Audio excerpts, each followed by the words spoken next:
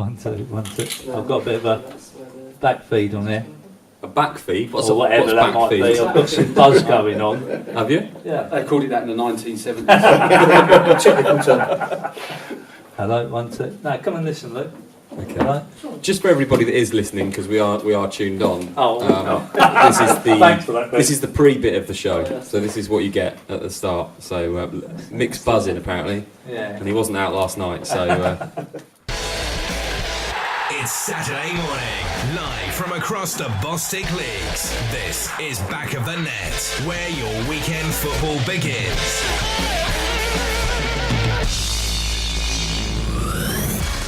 So very good morning and welcome to the show. We are all ready to go, I promise you. We're ready for the show today. We're here till 1 o'clock with all the best discussions across non-league football. It's all about leading the way today. We speak to Steve Baker from Harrow Borough. They're top of the Bostik Premier Division. We also speak to Matt Briggs, the Dorking Wanderers player. He's leading the way as a top goal scorer at the moment. 4 goals, more than anybody else across all 3 divisions. We speak to Jodie Brown, the Heybridge Swifts manager. They're top of the Bostik North, and Nick Davis, joint top of the Bostik South. They're sitting in 3rd position. Sittingbourne have had a brilliant start to the season. We also speak to Hayden Bird, the Merston manager.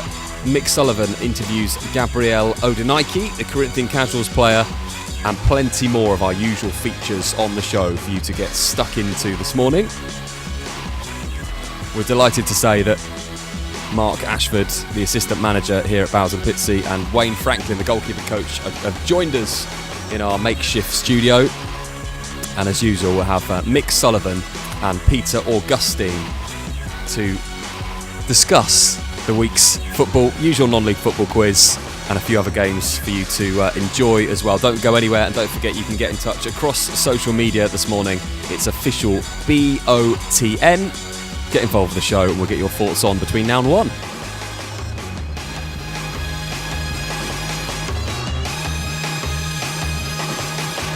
Your favourite non-league football show, powered by Promote UK. We're really good at what we do. Back of the Net, where it matters. And we're here, we're ready. Good morning. So Mick, are your headphones all right? Yeah, I'm fine, Ben, today. Right. Mick's good, so we had some dodgy headphones to start the morning, that's fine. So very good morning to Mick Sullivan, to Peter Augustine as well. Morning. We've got Remy, Luke and Carly here as well for the production of the show. We've got loads of features going on today. And it's a very good morning to Mark Ashford, who's the assistant manager here at Bowers Pitsea, and Wayne Franklin, the goalkeeping coach. Morning. Thanks so much for joining us nice and early. Morning and welcome. You're welcome. Has this put you out of your routine a bit? What time do you usually arrive for a match day?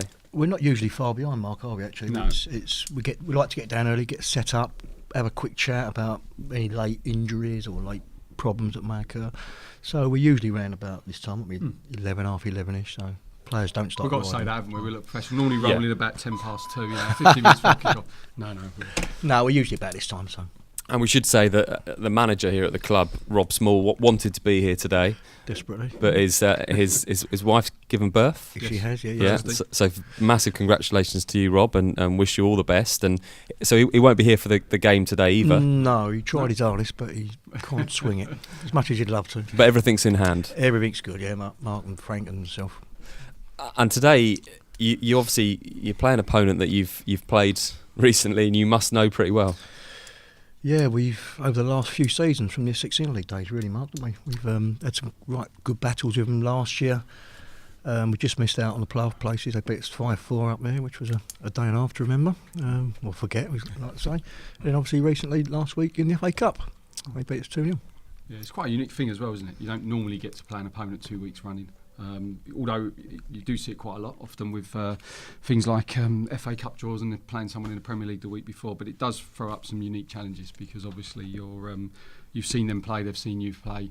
Maybe we've adapted last week, they've adapted to that, and then this week is a whole new game. But you've got that mindset of you've only just seen them a week before, so it's fresh in everyone's mind. So it does make it a little bit more interesting. Does it help with the week and training and the build up, because you're kind of almost reacting off of a. You say it's a weird situation. You're reacting off of an opponent that you've been beaten by last weekend, and you're playing them again. So it makes you. Does it make your week more focused? Personally, I don't think so. I think you've got that drive and that desire almost every single week within not just in the management group, within the players. There were some circumstances last week that are well known within and around our club for the situation last week that we faced ourselves. So it's another game. We want the players just to focus on this one, not worry too much about last week, and obviously go out there and get the right result. It's about 3 points really for us at the end of the day. That's what we're looking at. Whether it be Haringey Borough or Hayward Swifts, it's another game. We need 3 points. Brings us on nicely to the expectations of the season. We'll get this one out the way nice and early. What are your targets for the season? Thanks for that. I'm new into the club this season, so I came in here predominantly to work initially with Rob, I've got a really high regard for, and then that's grown from getting to know the players, Frank, Wayne, and the whole setup here, and really enjoyed that.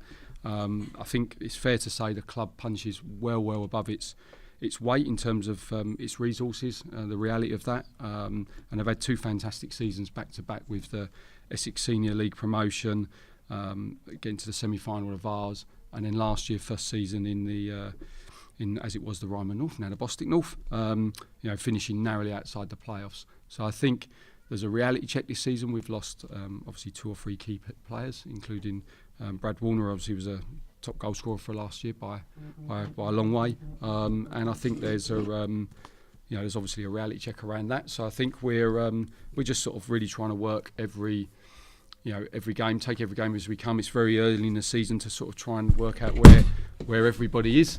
That wasn't my pacemaker. So it's difficult at this stage of the season to judge everybody, really, to really know.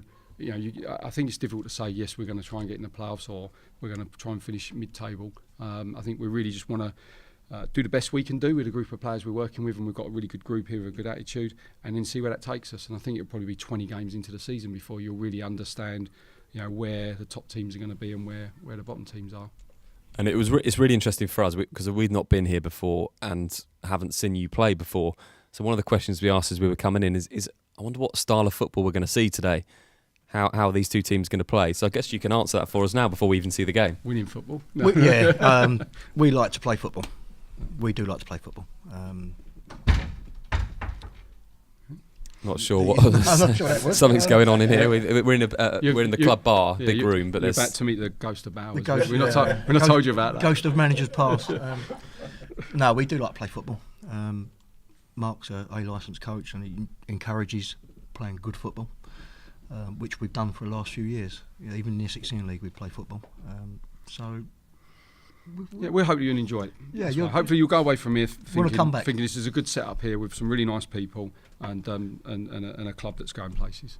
One of the things that when we mentioned this before, I said to Mick earlier, was that most teams now really like to play football. It's almost become a culture that if you don't play football in the right way, the fans and people that are watching, perhaps the media, kind of get on clubs' back a bit. And I'll bring Peter Augustine in here. It's nice to have you here this morning, Pete. It's almost that thing now where it's not right to play the other way, is it? People expect teams to play good football. Fans coming out today will expect all teams to play good football now. Yeah, I think you're right, but I think there's a traditional way of looking at what playing football looks like. So people say, oh yeah, you get it from the goalkeeper plays it to that player, who then plays it to that player, and plays it to that player. But teams sit up against that now. So now, as you know, one of the questions I had for you is, Mark and Wayne, was what's your style, which kind of Ben alluded to. So you've got to adjust that, haven't you, to who you're playing against? Yeah, definitely. And I think obviously without being cagey, we're not going to give too much away on the radio. We're not going to start talking about formations and our patterns of play and this, we do this and this and this in certain situations. Obviously, that's cutting our throat, and I might as well pack my bags when Rob comes back and go home. He's probably thrown the baby right now, and he's on his way down here now to strangle me. I think you've got to be adaptable. There's still a lot of clubs who play direct. There's still a lot of managers who will still play that way. It's taking the risk out of football. You're trying to play in channels, and you're trying to play high at the pitch. I think there's a combination of things. I think facilities are getting better and better. I think there's a real drive around non-league clubs, even those with sort of fairly small resources, to have better pitches. Yeah. I mean, I really noticed this year how many clubs at this level, and even like step 5 of posting pictures of their pitches. They've done a lot of work on them. Pitches that in the past perhaps have been traditionally had reputations for being terrible. I mean, you look at something like Wolverhampton Abbey, their pitch looks fantastic. I've heard teams went over there and are so impressed with it. So there is a tendency towards clubs wanting better pitches, better facilities, and linked into that is, I think we've all grown up in the last sort of 15, 20 years with watching Barcelona and what they do, and everybody, and even the English FA have been affected by some of that in terms of the culture of what they want to bring into English football, and that's fed all the way through. I think you've got a lot of young players in non-league football now who have come out of the academy setup. So if you look at the academies, they really got going about 10, 15 years ago. So those players are 20, 22, 23. So they've been brought up 4, 5, 6 years of learning how to play the right way. So I think there's a lot of technically gifted players in non-league football. A lot of young managers coming through, who want to do with a little different philosophy, being a bit more braver. So I think the whole thing, when you put it all together, it means that a lot more teams are prepared to try and play football, which I'd hope would mean for non-league fans, they're enjoying games of football and seeing them more. Maybe that's why their tendencies are going up. But I must. Sorry.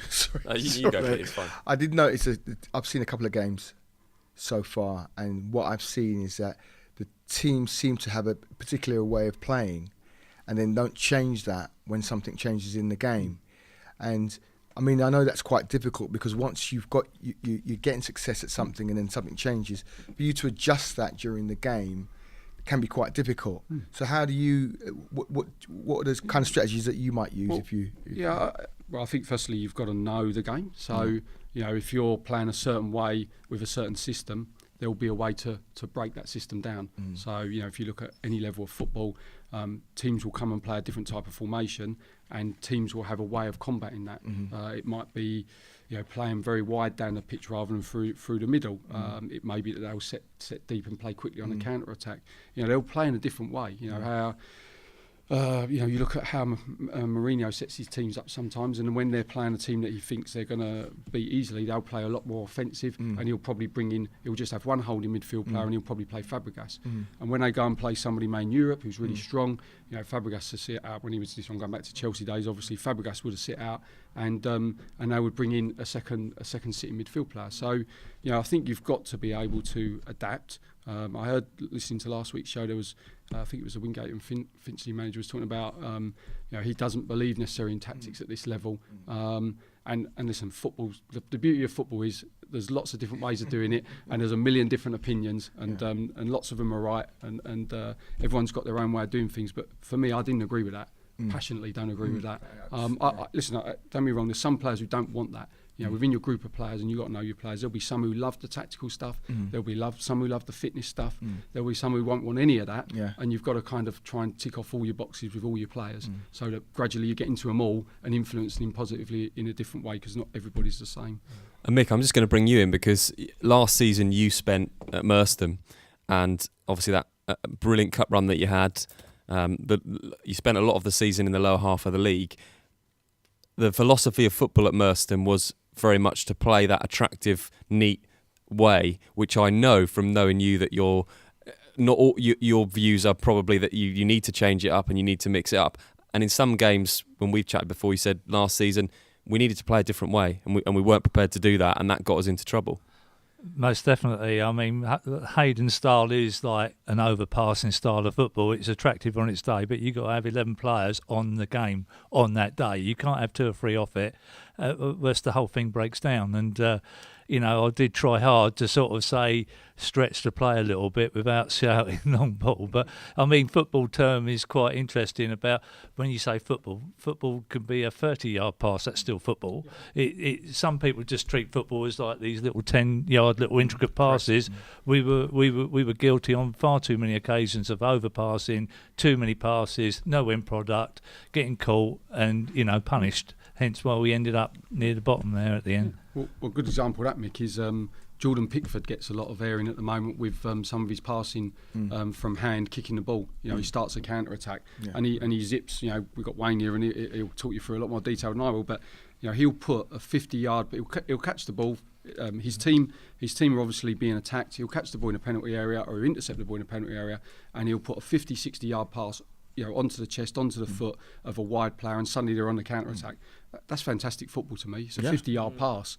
It's, if you're setting up the way you're talking about last year, Mick, and you've got a team that really is pressing you high on the pitch, all the space is in behind. So if you've got a quick forward and you're not using that ball in behind sometimes, then that's, to me, that's you've got to get the balance right, haven't you? You've got to try and get your players to a place where they understand the position of the game. And again, the where the game is, the time of the game, the way the opponents are playing, all those should be an influence. So if you're 2-0 up and you're playing around your own penalty box with 5 minutes to go, and you're inviting a team in, to me that's not good game management.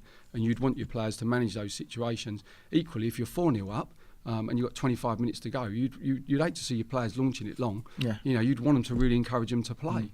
So I've got another question actually off the back of that for you first of all, Pete, but I'll go around the table. Is we talked a little bit about the culture of 2017 and how teams like good pitches, they're good on social media, they like to pass the ball, everyone likes to play the right way. Have we slightly got into a situation in football where the culture dictates now that everybody wants to play this short, neat passing game, and the likes of, and I'm going to pick a few names out of the hat here, Nigel Clough, Jan Mulby, David Beckham and Paul Scholes, those range of passing that you just mentioned, perhaps we're not seeing those types of players as much now, because a lot of the game that we see from Barcelona perhaps downwards is played in these short passes. I think what we have is football's a bit of a lie, to be quite honest, because when you look at it and you look at teams and you look at non-league teams, a lot of teams, as Mark quite rightly said, just go direct anyway. But they go direct from a point of view of no matter what happens, the ball's going in. Doesn't matter where the other team set up, the ball's going in. Okay, and the players don't think about what they're supposed to be doing. What's happening now, I think, that the cleverer managers and the cleverer coaches are saying, well, okay, let's have a look at what's happening in the game, and they teach the players to manage the game. So what we're having now is we're having people who are, right, I'm going to play short, and no matter what happens, we're going to play short. But not actually managing the game. Mark's just said that, you've got to manage the game. And I think if you look at the best teams, no matter what level you play at, those teams manage the games better than anyone else. That's the reason why they win. So having the idea of, well, tactics don't win games, and I don't believe in tactics and all that sort of stuff. Yeah, that's an opinion, and that's great. And if it works for that coach or that manager, then great. But you have to be able to look at where tactics come in. They come in at a specific time. They don't always. It's not tactics for tactics' sake. It's we're going to play this tactic, and then if something changes, we're going to have to change. Players, you're going to have to watch out for this, that. So it's all about triggers. So little things like when to go in short, when to go in long. Do the players recognise that? And those are the things that sometimes I see managers get frustrated with, because they may have worked on that on a Thursday night, and then the players haven't done it. So those are the frustrations, I think. And I think we kind of got to get away from this idea that football is, when we talk about the term football, it's just one way. It isn't. It's many, many, many different ways. So if you look at Arsenal, when Arsenal used to play in their pomp, they'd sometimes go short, then they'd go in long. You look at Barcelona, Spain, I think in the one of the World Cups, played 30% more longer passes than anyone else, and they won the World Cup. I think that was out in South Africa. So you start looking at that, and people don't look at that. They just look at the little tiny little bits, and I think that's because more people don't watch enough live football, and they don't actually see and understand what's going on the pitch. And we saw somebody in one of the games we covered, Mick, which was Corinthian Casuals against Greenwich Borough. Sweeney in the am I getting that right? Sweeney in the middle of the field for Greenwich Borough. For Greenwich, yeah. Who had that range that you were talking about, the short passes, and he was playing passes obviously in long, in behind. Yep. But their formation allowed him. He sat in the forward position and he collected the ball. He's big and strong enough, and confident as well. And he was picking. And to be fair, I don't think Corinthians got on top of him, and he was allowed to do those type of passes. So again, tactical. If you've got your tactics right, you'd have had a guy pinned on him, but they never did. We'll move this on in a minute, but just quickly, I'm going to put the last word to Mark and Wayne. Michael Carrick, Jan Mulby type players, are they a bit of a dying breed because of the way people play? No, far from it. We've got one at this club. Yeah, we won't mention names, isn't it? We've got a lad at this club that is his game. And he can influence the game. No. What's his name? Jamie Salmon. Jamie Salmon. I'll be watching this afternoon. Big tall lad with dark hair, and he can nick a 40-yard pass, find someone's feet, or he can play short, can't he? Answering your question, I think the opposite. I actually think that position is becoming more and more prominent. You're almost asking those players to play what I would say is close to an American quarterback as I can describe. They've got to have an intelligence. They've got to know their plays. Like an American quarterback has a load of different plays, and he'll look up and he'll decide what that play is. Am I going to go short? Am I going to go long? Am I going to switch play? Am I going to go into feet? Am I going to go into chest? Am I going to go over the top? That's the sort of decision making you want from that kind of player. All right, it's a lot more fluid than American football because he's not stopping and he doesn't get a chance to. But that's the kind of mentality you want for a player in that position. And I think those players are miles more prominent now in the higher levels of football than ever before. And you're actually starting to see those players in non-league football, which I think is absolutely brilliant. I mean, it's also the side of it was sometimes I think we overcomplicate it. Let's take our Bowers run from a couple of years ago. We had a right back, the club captain Scott Pevers, that could throw a ball 100 yards, and it was so effective for us. And it's another. Sometimes you're passing the ball, bang, bang, backwards and forwards, but sometimes get it in the box. If it's not in the box, you don't score goals. Was it Rory Delap? Yeah. For Stoke, used to do it. It was a fantastic weapon. Yeah. I think sometimes we just do overcomplicate football. At the end of the day, it's a game. But I actually think, again, funny enough, I think that's an area of the game that's deteriorated. I remember, I'm an Arsenal fan, so maybe we're joined here. So actually, I've ruined loads of friends now. Now I'm an Arsenal fan because I don't promote that too often. But I grew up watching. Certainly, when I really was getting into football as a coach, I remember the Arsenal corner kick. It used to be Steve Bold or Tony Adams, near post flick. Yeah. One of the bigger boys would come at the back post goal. They scored so many goals from it. It was so hard to defend. Yeah. How many times do we see corners in the top level over here? There's every now and again a little bit of invention, but I'd love to know the stats on successes of corner kicks, goals scored or chances created against now. I might be wrong, but I think it's one side of the game that's deteriorated. It's going to be fascinating watching the game later, and you've name dropped Jamie Salmon, and I know Mick's going to be keeping an eye on him later now as well. He's on holiday. Plenty. He's not available. Plenty more to talk about on the show. Don't forget, get your thoughts in if you want to get your thoughts on anything that we discussed so far, and we've covered a lot. Official BOTN on social media. Okay, let's get one of the interviews out the way, and first up is Steve Baker, the manager of Harrow Borough. They're sitting top of the Bostik Premier League, and here's what he had to say when I caught up with him earlier in the week. 3 games in, 3 wins, and the last game you won with 10 men for 70 minutes. You must be absolutely delighted. Yeah, obviously we are. It was probably an unexpected start. Probably everyone's eyes, probably including myself. Obviously, it's well documented. There's a lot of changes from last year, and we only retained 4 players from last year's squad because that's what it needed. And took a bit of a gamble releasing all the players quite early, and then having to recruit so many players, you're a little bit unsure of how things might go. But the lads seem to play quite well pre-season. Performances were getting better with each game, and they've carried it on into the league form. So no, absolutely delighted with the start. Does it help you that all the attention's been on the likes of Billericay, on Dulwich, on Leatherhead, and teams like that, and you've kind of come under the radar a little bit in the first 3 games?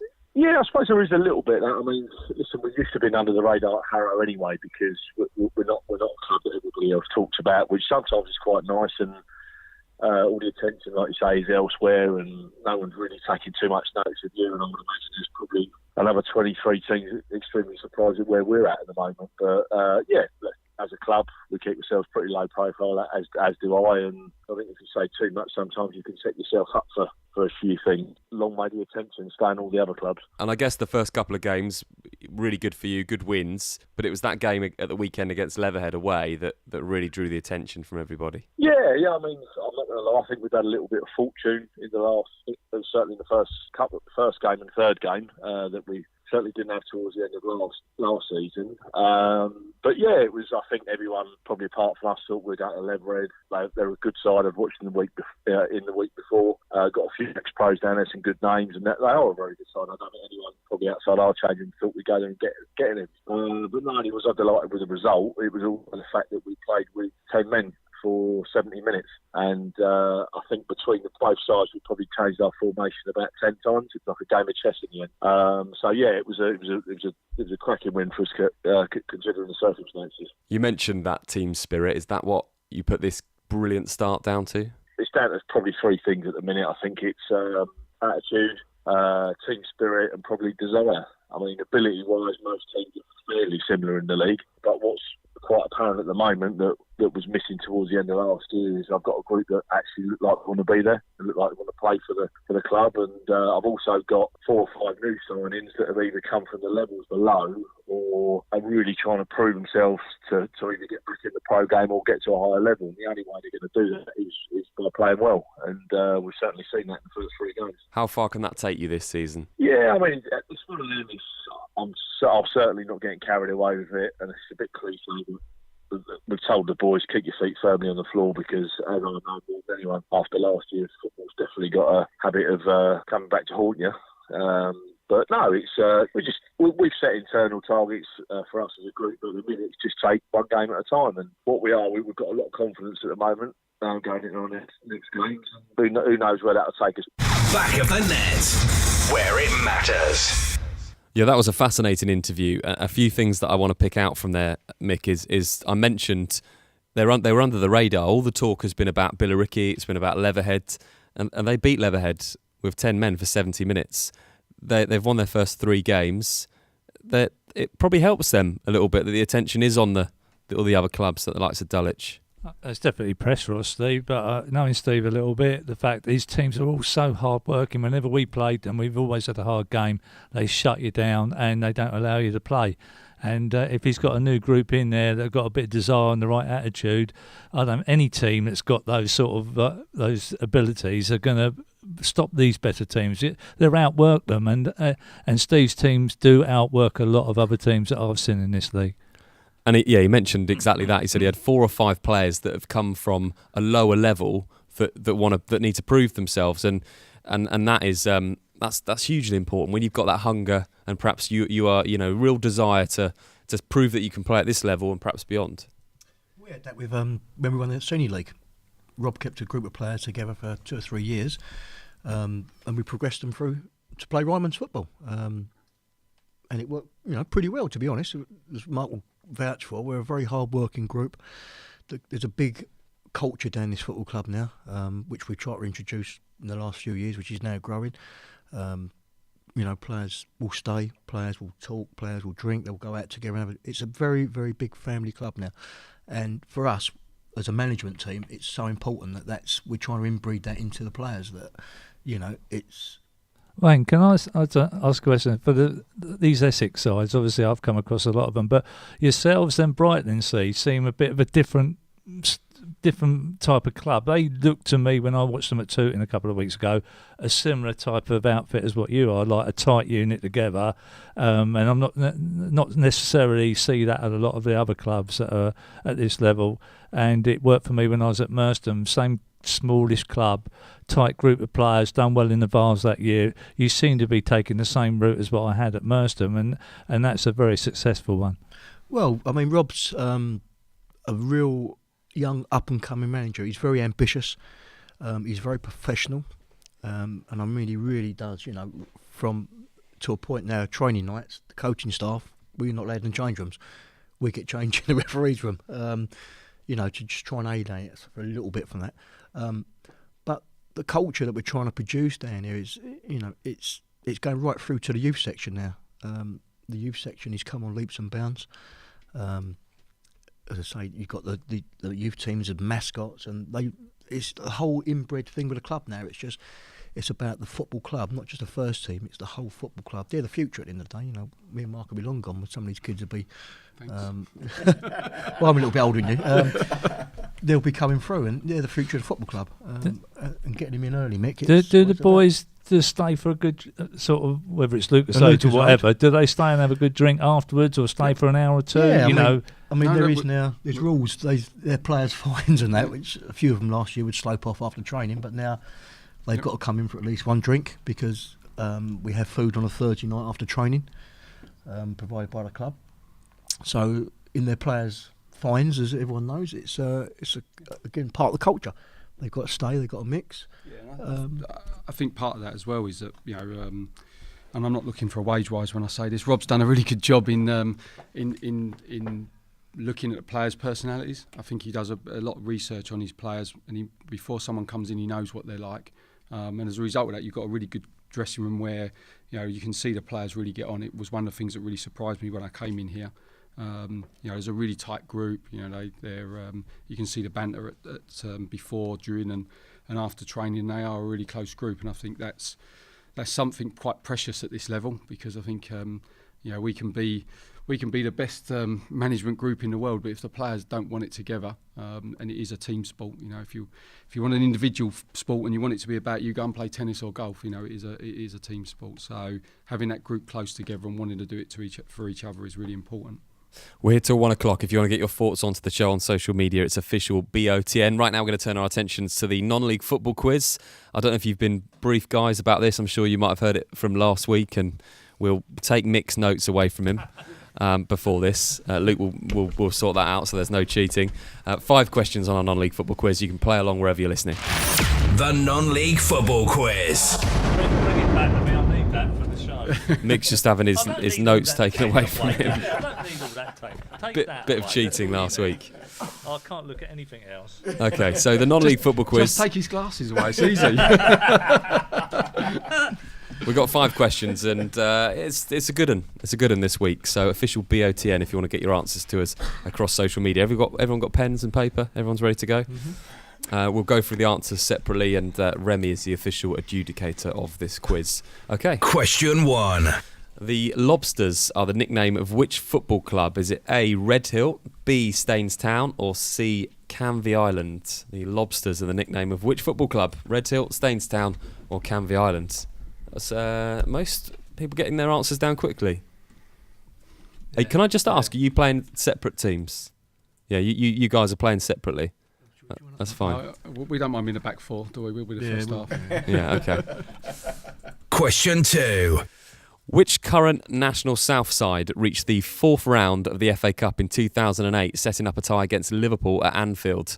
A, Grays Athletic, B, Enfield Town, or C, Havant and Waterlooville? Which current national South side reached the 4th round of the FA Cup in 2008, setting up a tie against Liverpool at Anfield? Again, I feel like the quiz is perhaps a little bit too easy. When you're just guessing. No, we're just guessing. So No, it's good for me this week. Mick's covering his answers. Yeah, I've got to be careful. I can't give him. I can't have him glancing yet. I'm none of that. Question 3. Who are the oldest club currently playing their football in the non-league pyramids? The oldest club currently playing their football in the non-league pyramid. I'll give you a clue. They play in the Bostik leagues. The oldest club. That's a great clue. Currently playing their football in the non-league pyramids. I'll give you a further clue because I think it is quite a hard question. They play in the Bostik South. And they're the oldest club. Right, okay. In the non-league pyramids. So I'll probably give you a few seconds for this one. I think it's quite a tough thing. I think. Mick's got it, has he? No, he's not got it. Need a bit more time, Pete? I have no idea. Yeah, it's going to be a big guess this one, I think. You can come back to that. We'll play some adverts and you'll get a chance to revisit some of your answers. Okay, we'll move on. Question 4. Who won last season's FA Trophy? Was it A, York City, B, Grimsby Town, or C, Halifax Town? Who won last season's FA Trophy? A, York City, B, Grimsby Town, or C, Halifax Town? A few sighs round the table. I was there, so if I get this wrong, I'm need shooting. Better cover your answers though. So Mick's for a fiver, Mick, I'll give you the answer.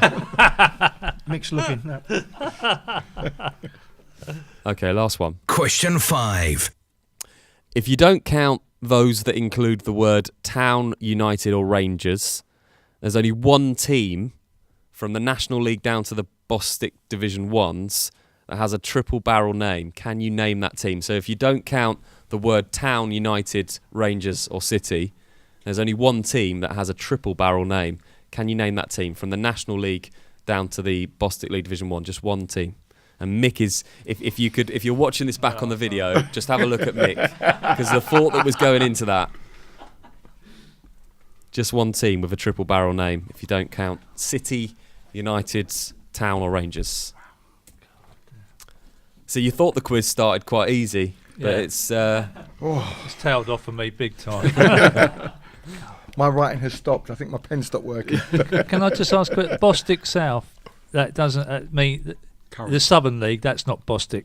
No, so from the National League, the National South, and then the Bostik Prem, Bostik North and Bostik South, the leagues that we cover. Yeah, sorry, the oldest team I'm talking about, question Oh, okay. 3. No, that just I gave you a clue, Mick. I said they were in the Bostik South. Yeah, but I didn't know whether there's a southern. Isn't the same sort of glue sort of like the same as a southern league? That would be the Evo stick, but no, we're talking Evo stick. just that's the Bostik. it. Yeah, sorry. Just they are definitely in the Bostik right, South, okay. All the right. one that we cover. See, Mick's The experience. same- If he talks long enough, it gives him longer to figure it out. I've worked it out. I thought they're the same company, though, aren't Tactical. they? Bostik. Yes.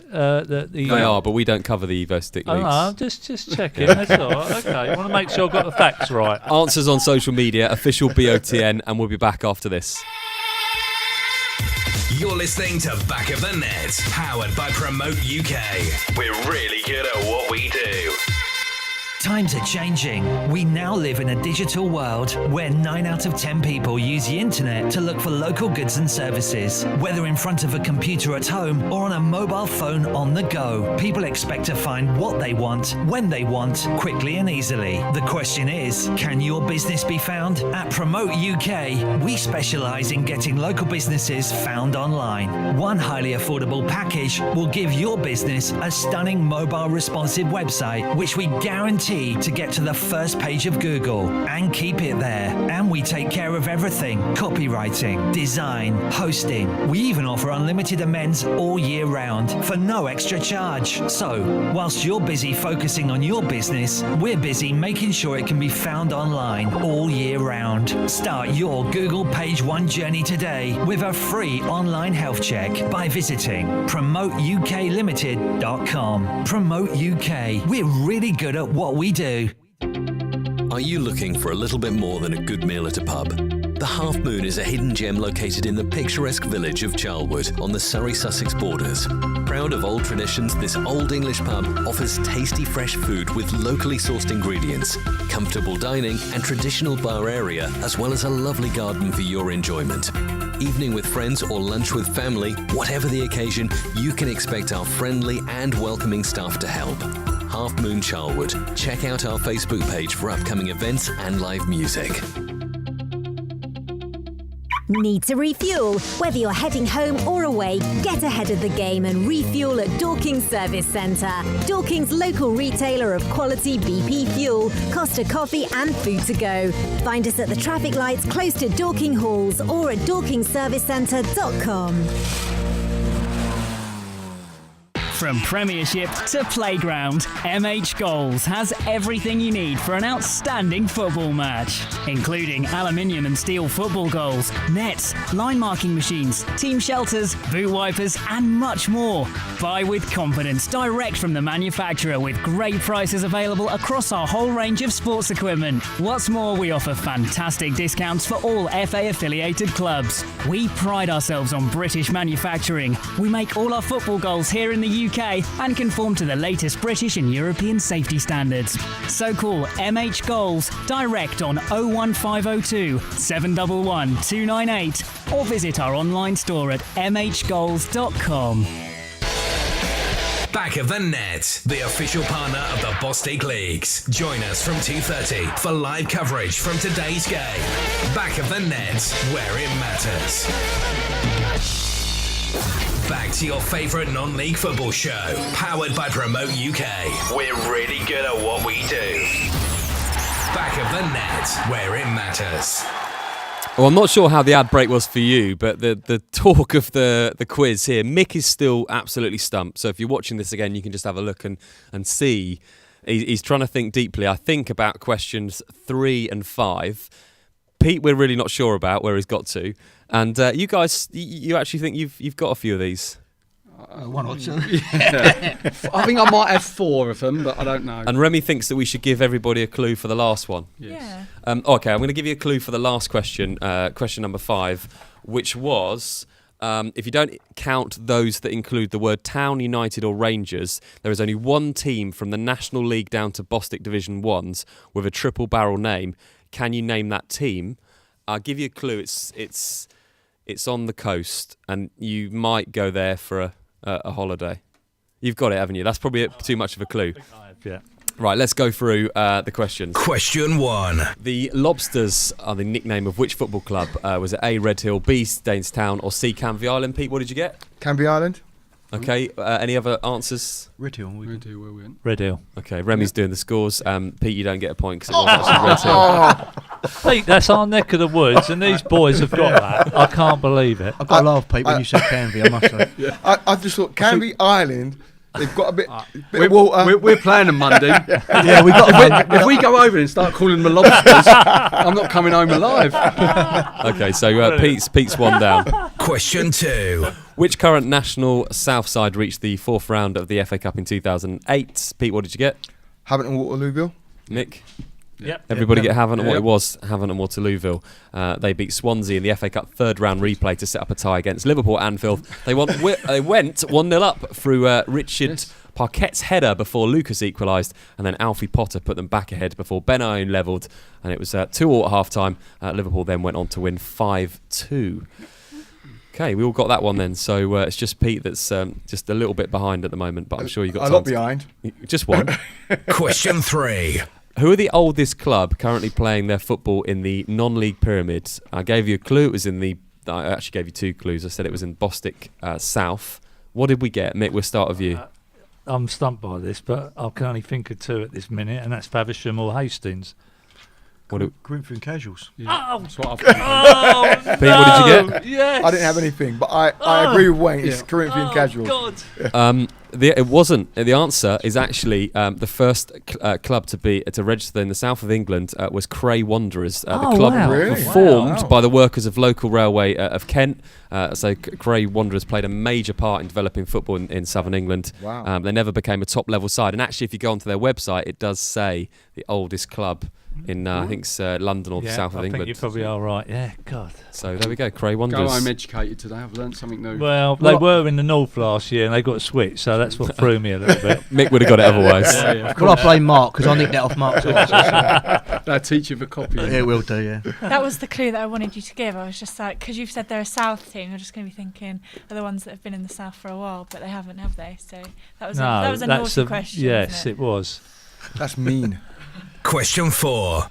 Who won last season's FA trophy? York City, Grimsby Town, or Halifax Town? Mick? I've hunted Grimsby, but I might be wrong. I'm wrong. York York City. York City Who won did it. you go for, Pete? They were I lucky. actually went for Halifax, and that's probably because I was there a couple of seasons ago and I saw him win it. Or I saw him in the final anyway. So Yeah. Pete is keeping Mick off the bottom of the table at the moment because it was York City were last season's winners, beating Macclesfield Town 3-2 at Wembley. Grimsby Town and Halifax actually competed in the 2006 final, 16 final, and I was going to say a bonus point for telling me who won that, but Pete's already done it. It was.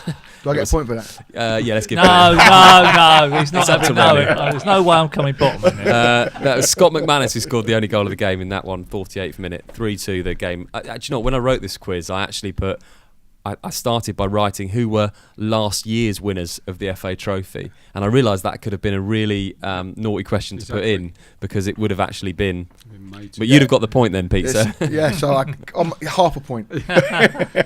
He's fighting hard, isn't he? Question 5. If you don't count those that include the word Town, United or Rangers, there's only one team from the National League down to the Bostik Division 1s that has a triple barrel name. Can you name that team? So we weren't counting the likes of East Grinstead Town or Soham Town Rangers. Mick, did you manage to get the team with a clue? I'm not sure, but Western Supermare? What else did we get? No, Nothing? I wanted Brighton Hove Albion to be relegated about 7 divisions so I could use them because that was the only one I could think of on the coast, but I don't think that counts. Mick, you're going to be delighted because it was Western Supermare. Get in there! Well done, Mick. Brilliant.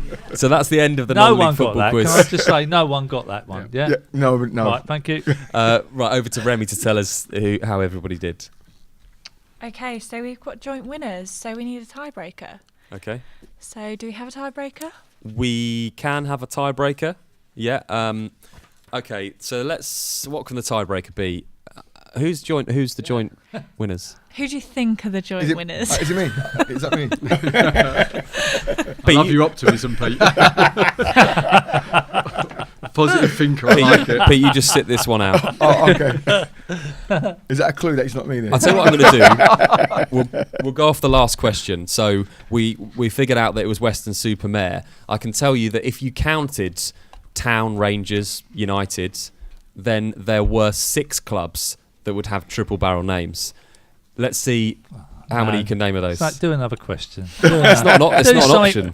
Related with the Bostik League. I think that'd be that is poignant. related to the Bostik League. Oh, is it? Yeah. Oh, right. So okay.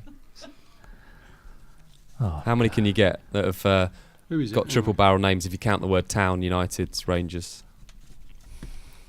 How many can you get? I'll give you 20 seconds to get as many as you can. It's not actually that tough, Mick. Yeah, I'm stumped. My brain's gone. I gave you one of them about 2 minutes ago.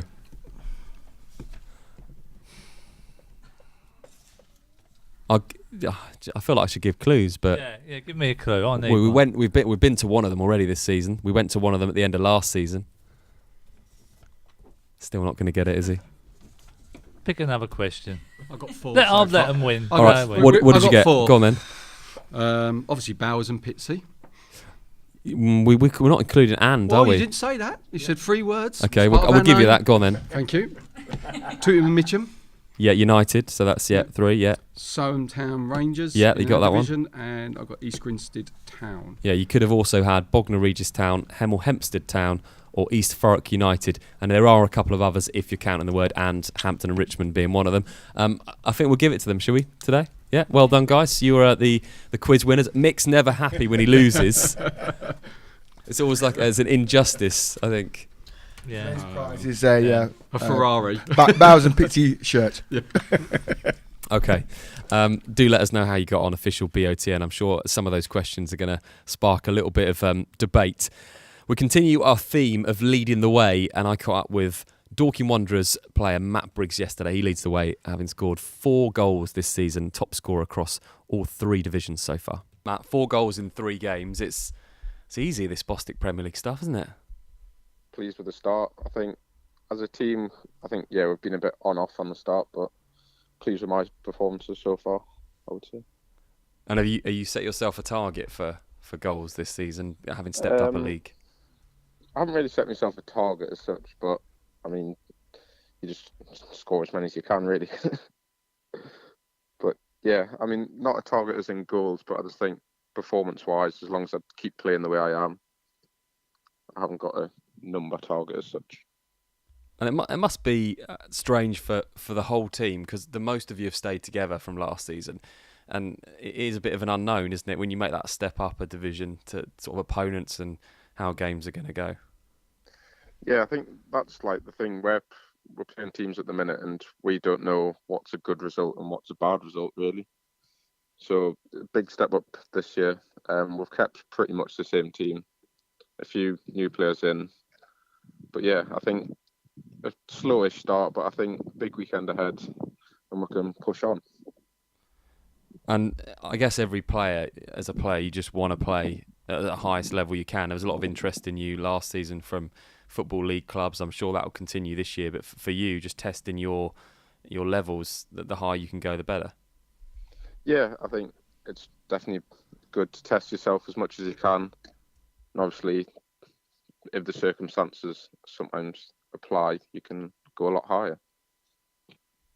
And Staines Town tomorrow, they've had a really good start, and they've obviously an established team in this division, so that will really, you mentioned it before, but when you come out of that game, I'm sure you'll know the level you're at tomorrow.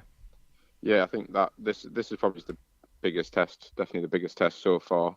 They've had a really strong start, and I guess it's going to be an incredibly tough test for us, but it's going to definitely see where we are in terms of our performances and where we might end up. What does the manager expect of you this season? Obviously, very different from last year. You were clear favourites, and you did ever so well to go up. But what's Mark been saying in the dressing room? What's his goals this season? Well, at the minute, we're kind of just trying to establish where we are. I mean, pretty much take each game as it comes, not getting carried away or disappointed too much. Still got a lot to learn in this league, and then I guess see where we are, kind of establish ourselves in this league. I think is probably the main aim. Do match days change, training change? Because you've stepped up a league, do you notice a huge difference around the club? I wouldn't say there's a huge difference. Obviously, the big difference this year would be when we're getting our new stadium in November. That's a huge step for us as a club. But I think training-wise, match day-wise, we prepare pretty much exactly the same professionalism that we always have done. And I wouldn't say much has changed in that sense. And for you, obviously, the club are very ambitious. When you speak to Mark, he talks about wanting to get into the Football League. For you as a player, I guess that's no different. Yeah, no different to what the club's aims are, really. Kind of, I think everyone, as you said, everyone wants to play as high as they can. So, yeah, I think the long-term aim is definitely for the Football League. We touched on targets at the beginning, but Matt Briggs, 15 goals this season. Is that a fair target? Personally, I'd like to think a few more than 15. I'd like to be closer to 20, but I wouldn't say I'm going to set myself that target, but I'm definitely going to be aiming towards 20-ish. I was pushing you to a target. I think I undersold myself then. I should have probably gone to 25. Should have gone a little bit higher, put some more pressure on you. But yeah.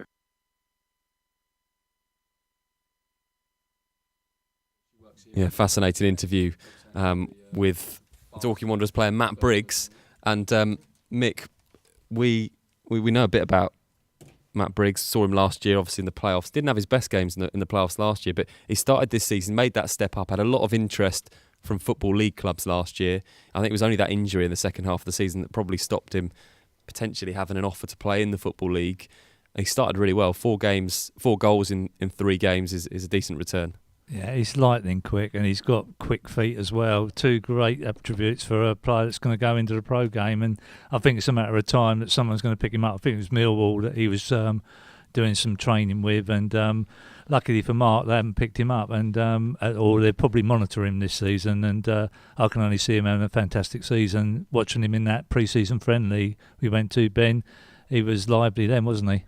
Yeah, and I asked him the question of what changes when you go up a division, and you guys will be able to answer that as well. And I said to him in the interview, the training, the intensity, perhaps the professionalism, we touched on that earlier, those changes for players as you step up into a higher division, how long does that take to get used to? Some players adjust, some players don't adjust. In basic mark, isn't it? So, it's, a lot of it, again, depends on players' attitudes as well. If a player wants to succeed, he will do. He'll give 150%. It's human nature that some players in a training session will only give you 20%, 30%, 40%.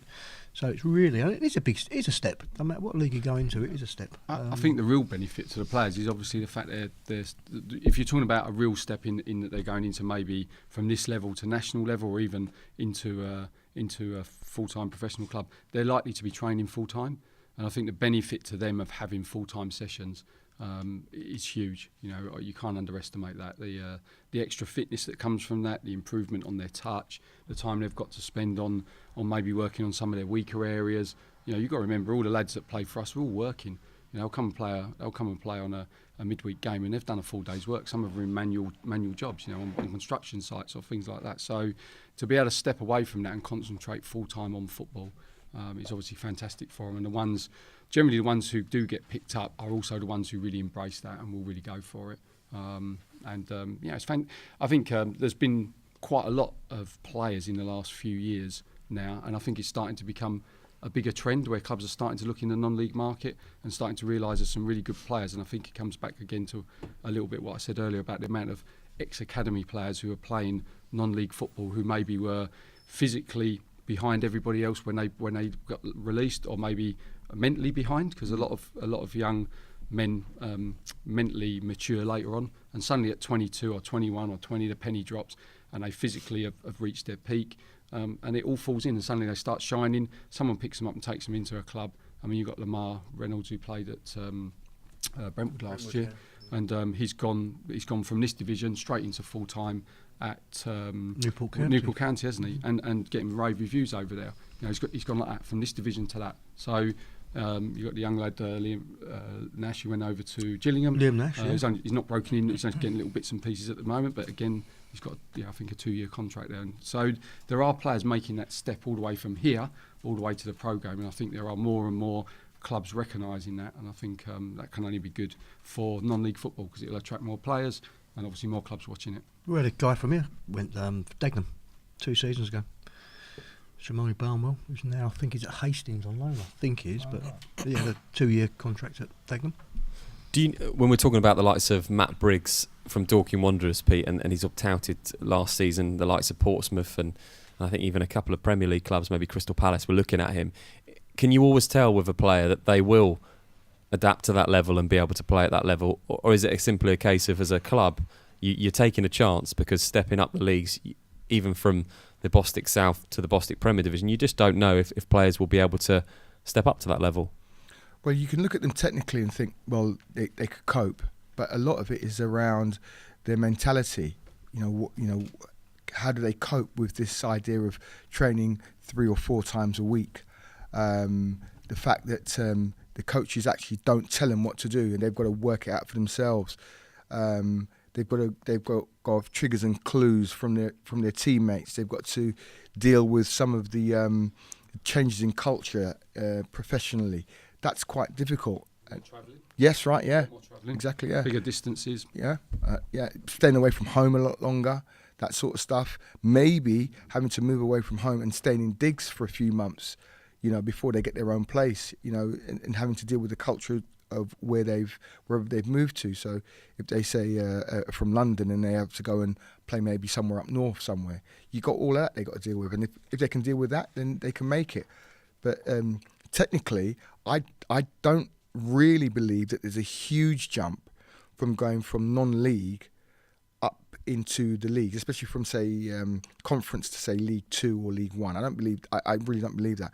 I think it's just about the mentality of the player and how the club looks after the player. I think that's the big key for me, I think. I think if you look at all the teams that get promoted from the National League, Conference League over the last 10 years, most of them have done really well. Yeah. They've gone straight up and they've been up near the top in the playoffs quite often. So I think the strength of teams coming up from the conference now, and they're called the National, I think is exceptionally strong, and it's almost like a 5th division now. Yeah. I think the sooner you've got 3 up and 3 down from that to the I'm going to call it a 4th division to show my age, but the 2nd division, I think the sooner you have that, the better. Yeah.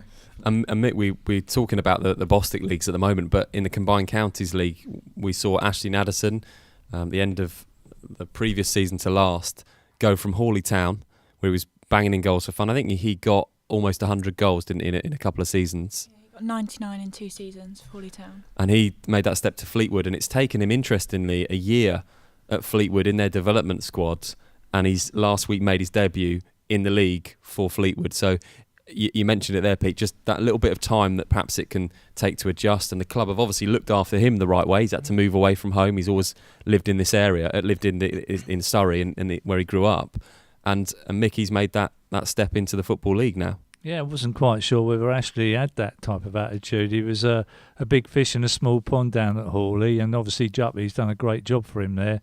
We know him quite well, and it's a great club, Hawley, and hopefully they will get some benefits if he actually does become a seasoned pro there. Hopefully they've got some sort of clause that maybe Fleetwood will come down and play them with a full team perhaps next year or not, but I think Hawley Town deserve that at least. Yeah, no, we were just talking about 2 players there in Matt Briggs and Ashley Naderson, who are absolutely lightning quick, and that almost that Jamie Vardy effect with and that's a discussion for another day. But if you've got that pace about you, certainly give yourself an opportunity to go up and play at a higher level. Right, next up is Mick versus the manager. Do we have an update on who's winning this feature? Yeah, so Mick is in the lead. However, lowest off the level, so it's kind of a joint top position at the moment, and it's only ever been a one result the right way. No accurate scorelines yet, and Frank Wilson is still at the bottom with 0. Okay, so how this works, Mark and Wayne, basically we give you 4 games. You got to predict the results. Mick goes up against you, and he'll have his predictions as well. And Remy's going to let us know those 4 games today. Don't forget official BOTN across social media. Okay, so game 1 is in the Premier League. We're going to Kingstonian and Leatherhead. So after a shock victory on opening day of the season over title favourites Billericay, Kingstonian were at the receiving end of a 5-goal thrashing on Saturday against Staines Town. After 2 wins, Leatherhead also succumbed to defeat, losing to 10-man Harrow Borough at home. In last season's campaign, the two were separated by 2 points and 3 positions, 13th on 57 points and 16th on 55 points, both collecting 3 points from each other away from home. So Kingstonian are the home team, Leatherhead are visiting. Well, actually, they're not visiting either because they're playing at the same ground. I don't know who's got home advantage on this game. Kingstonian have. So, Mick, what do you think? That my old club ain't going to let them lose this, so I'd say, I think 2-0 Leatherhead. So you two have teamed up for this one. Okay. What do you think the score's going to be? I know Craig quite well, Mr. Edwards, and I guarantee you that his team will be ready to run through brick walls after midweek. I'm going to say they're going to nick a 1-0 win there.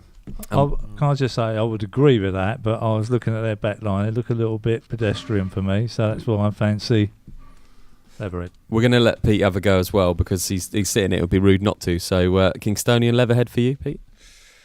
I'd go for Leatherhead. I think they may have a little bit too much for them. Scoreline prediction?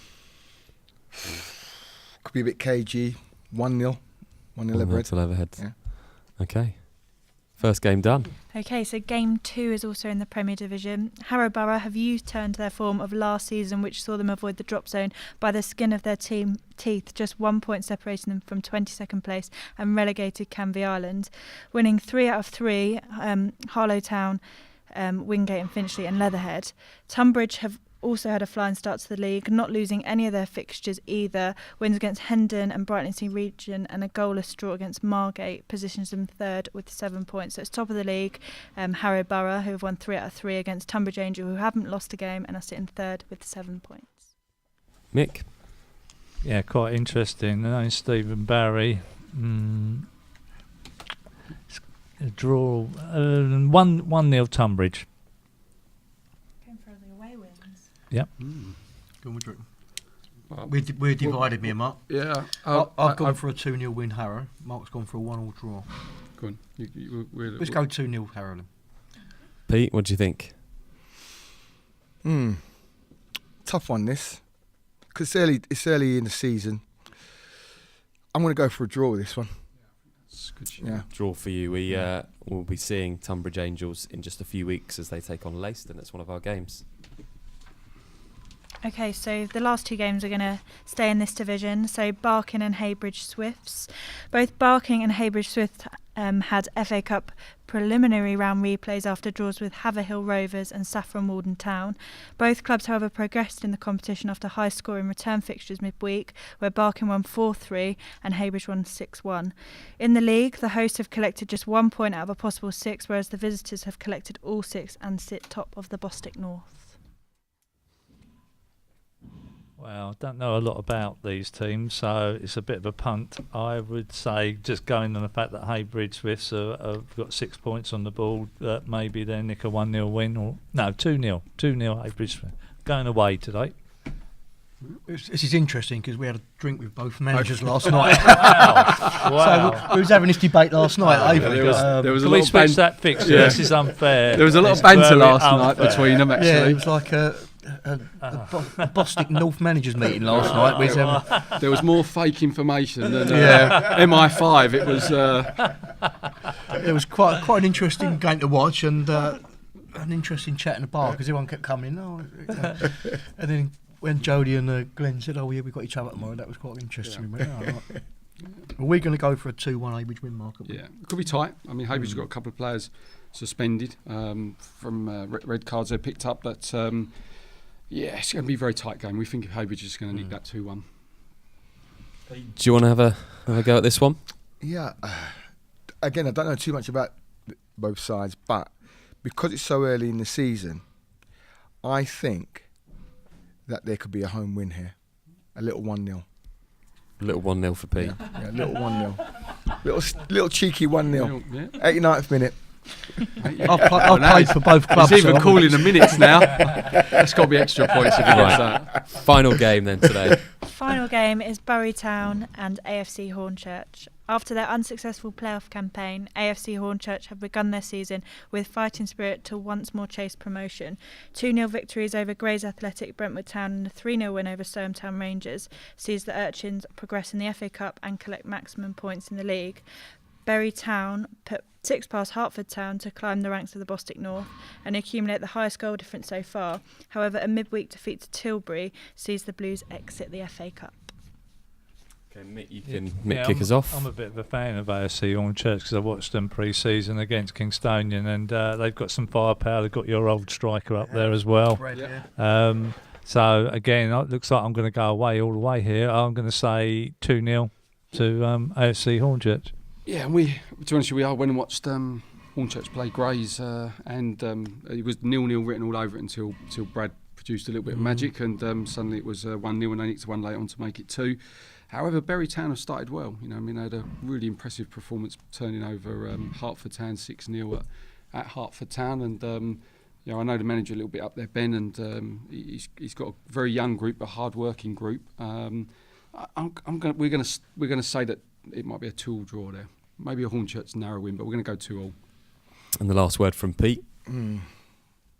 I quite like AFC Hornchurch. I think over the years they've sort of they've fluctuated. And 1 minute they've got a load of money, then they ain't got no money, then they've got money, and they've sort of started quite well. So I think they're going to win that. I think they'll win that 2-0.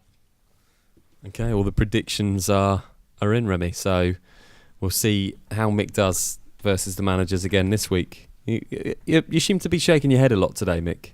Yeah, I've gone out on a limb and gone for 4 away wins. That's big calls from me. I've stepped up to the mark and gone. Big kahunas, they played it all safe. They've gone draws. Boring. Let's go for it. Well, we'll see what happens. We've just gone based on the teams. That's a terrible way of logic. The trouble is, Mick, I've played for a lot of them teams. That in management. That's coach's logic. That's coach's logic. Why would you do that? I've played for a lot of them teams, so if I favour one, I'm going to get roasted. So. Right, plenty more to come on the show. That you can tell that it's getting closer to match days. There's a few different things that you might hear in the background going on in the bar as they get ready for the match day today. We're going to preview the game a little bit more as well. Most importantly, it's 6 minutes past 12. What time do you guys have to go and start prepping? The warm-up area is already set up. We did that early, but 1 o'clock we need to be out of here. Perfect. You're happy to stay with us? Yeah, then? Of course we are. Yeah, lovely. Excellent. Okay, we've got loads more to come on the show. As we said, we're going to be hearing from Nick Davies, the Sittingbourne manager. We're going to speak to Glenn Driver as well, the Leicester manager. They've had a decent start. Jodie Brown, Heybridge Swifts manager. They're top of the North Division, and we'll speak to Hayden Birds a little bit later as well. Plenty to come. Official BOTN across social media. We'll be back after this. You're listening to Back of the Net, powered by Promote UK. We're really good at what we do. Times are changing. We now live in a digital world where 9 out of 10 people use the internet to look for local goods and services. Whether in front of a computer at home or on a mobile phone on the go, people expect to find what they want, when they want, quickly and easily. The question is, can your business be found? At Promote UK, we specialise in getting local businesses found online. One highly affordable package will give your business a stunning mobile responsive website, which we guarantee to get to the first page of Google and keep it there. And we take care of everything: copywriting, design, hosting. We even offer unlimited amends all year round for no extra charge. So, whilst you're busy focusing on your business, we're busy making sure it can be found online all year round. Start your Google Page 1 journey today with a free online health check by visiting promoteUKLimited.com. Promote UK. We're really good at what we do. Are you looking for a little bit more than a good meal at a pub? The Half Moon is a hidden gem located in the picturesque village of Charlwood on the Surrey-Sussex borders. Proud of old traditions, this old English pub offers tasty fresh food with locally sourced ingredients, comfortable dining and traditional bar area, as well as a lovely garden for your enjoyment. Evening with friends or lunch with family, whatever the occasion, you can expect our friendly and welcoming staff to help. Half Moon Charlwood. Check out our Facebook page for upcoming events and live music. Need to refuel? Whether you're heading home or away, get ahead of the game and refuel at Dorking's Service Centre. Dorking's local retailer of quality BP fuel, Costa coffee and food to go. Find us at the traffic lights close to Dorking Halls or at dorkingservicecentre.com. From Premiership to Playground, MH Goals has everything you need for an outstanding football match, including aluminium and steel football goals, nets, line marking machines, team shelters, boot wipers and much more. Buy with confidence direct from the manufacturer with great prices available across our whole range of sports equipment. What's more, we offer fantastic discounts for all FA affiliated clubs. We pride ourselves on British manufacturing. We make all our football goals here in the UK and conform to the latest British and European safety standards. So call MH Goals direct on 01502 711 298 or visit our online store at mhgoals.com. Head to backofthenetsouth.co.uk tomorrow morning for video highlights and full match reaction of today's games. Back to your favourite non-league football show, powered by Promote UK. We're really good at what we do. Back of the net, where it matters. Welcome back to the show. Mark and Wayne are still with us. They've just gone for a toilet break. We're getting a cup of tea as well. So it's about that time of day, 12:10. Hope you're enjoying your Saturday. Plenty still to come on the show. And we're going to start straight away with an interview that Remy did with Jody Brown, the Heybridge Swifts manager. Fascinating interview there, top of Bostik North Division 1. And here's what he had to say. Well, last season obviously was a bit of a roller coaster, really. And we realised how close we came to going down. Everyone had to pull together to stay up, and it's kind of reflected in our summer preparation. It's taken us into the first 2 games, both reasonably tough games. Milden all newly promoted, and they probably went home thinking they deserved something, but we were happy to have won it. And the Romford game last week on the Tuesday, we put in an impressive performance and deserved to win quite comfortably. So yeah, it's a satisfying start, but obviously every manager will say it after 2 games. It doesn't really mean a great deal. It just gives us a little bit of momentum and confidence to take into the rest of the season. So just for our listeners, last season you were saved by goal difference from going down, one goal better off than Ware, who were relegated, but you also join on points with Waltham Abbey and Surmtown Rangers, so it was very crunching down at the bottom of the table. And your Tuesday midweek game, it was a 5-1 scoreline, didn't mention that, and you've also progressed in the FA Cup after beating Haverhill Rovers, so it's all fairly positive, well, very positive for you guys at the moment. So what changed over summer? Like I say, just everyone realised how close we come to going down. It had been an ongoing process that we were rebuilding the club off the field. We got a new chairman, a new vice chairman. I was relatively new coming back to the club from I'd been there previously. We were gradually changing the playing staff. We didn't think we were going to get sucked into a relegation battle, but teams below us just kept winning, and then all of a sudden we found ourselves in a relegation battle that we never wanted to be in. We always kind of felt we were better than that, but the league tables don't lie, so we were in it and we stayed up by the skin of our teeth. The summer we continued the work that we'd been doing for the previous 12 months under the new chairman and vice chairman. It was just a much better football club to be at, a much better place. It enabled me to recruit better. It enabled me to retain the players that we wanted to retain, because they could see the environment was improving, and we had a pre-season where we were fairly organised. Sometimes in pre-season, you're still building your squad a day before the season starts. We'd kind of done that by the first week of July, so we had a whole pre-season working together with the group, and it gives you the opportunity to start well. So what are the targets for this season? Realistically, we just don't want to be in a relegation battle. The club's been in 3 in the last 3 years. We're well aware that we've made a good start, but like I say, 2 games out of 46 don't account for a huge amount. We just want to be well clear of the relegation zone. If we can get to 50 points, then when we get to those 50 points, we'll start looking at the next stage. if we got to 50 points after 20 games, would be a hell of an achievement. But if we did, then of course we'd be talking about trying to get in the playoffs. But if we get to 50 points after 35 games, then if we can just stay clear of that relegation zone, we'll be happy. So really, it's an open book at the moment. We just want to continue improving, continue with the momentum we've built over pre-season, see how quickly we can get to those 50 points. For the best highlights from across the Bostik leagues, visit youtube.com/back of the net. Yeah, Remy, they're doing very well at the moment, Heybridge, and they've got a good opportunity if they keep that up this year. Yeah, it was good to talk to a new manager and to see a club kind of reach the bottom last season, survive on the skin of their teeth, but then build momentum over summer and take that into the season and into the FA Cup. It's really good. And Mark, you know them very well, having been there? Yes, I worked at the club for just sort of almost a season, spread over sort of the end of one season and the beginning of another. So I got to know the people there quite well. It's a really nice club, some really nice people around the club, very passionate about what they're doing. The story of how they survived last year is really interesting, because I don't know if you saw that, but they were literally, I think, I may not get this exactly right, but they were 2-0 down at half time on the final game of the season. At that point they were relegated by I think 3 points.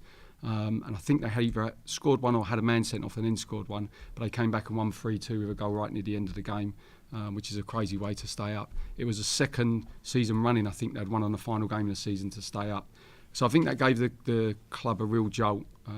I think Jody wanted to take the club forward, and I think that gave the club a bit of a kick, and I think they've worked hard to make better resources available, and you can see that through their recruitment of the players that came in over the summer. They've got a strong, probably 16, 18 players there, and you can see why lots of people are marking them down as dark horses. And I think Jody would be the first to say, probably the same as we are. We're in a similar position, obviously, being joint top with them.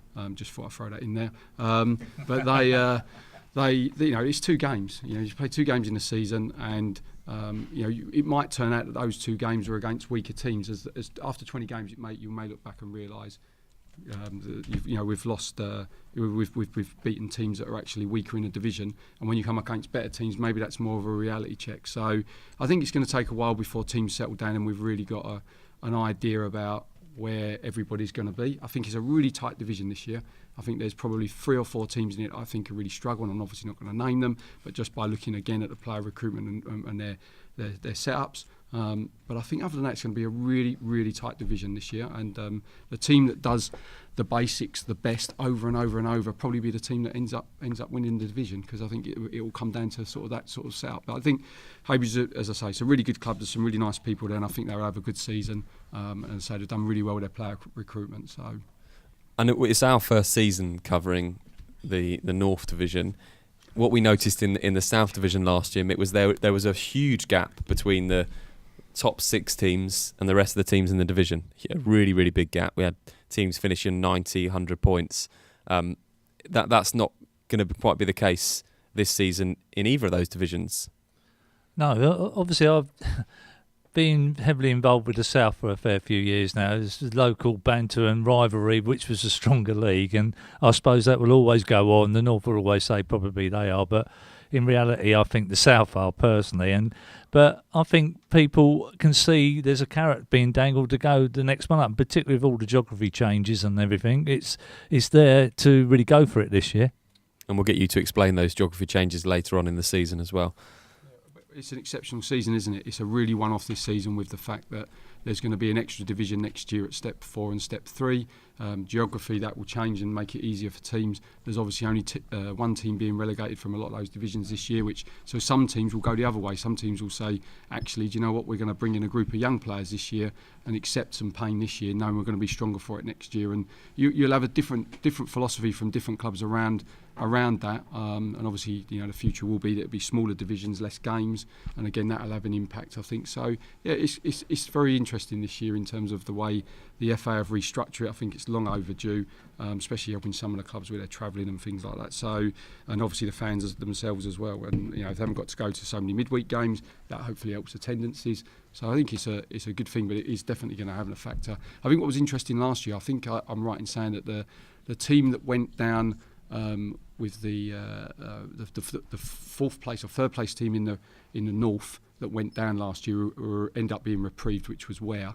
I think they would have finished 12th or 11th in the South Division with that many points. So it looked to me from the outside, and I don't know the South as well as I do the North for lots of different reasons, but it looked to me as if there was a group of teams that were really, really strong in that division, and a group of much weaker teams in that division, because you look at the goal differences, the goals scored by the top teams, you look at the points won by the bottom teams and the goals they conceded, and there seemed quite a big discrepancy, and whether that means that the overall division is one stronger in one place and weaker in another, I don't know. It's difficult without seeing teams play up against each other, but it'll be interesting to see, because obviously this year you've got the likes of Phoenix and Thamesmead who were in this division last year, gone into that division. If they dominate that division, that might give you an indication of that. Yeah, it's going to get an idea with those coming across.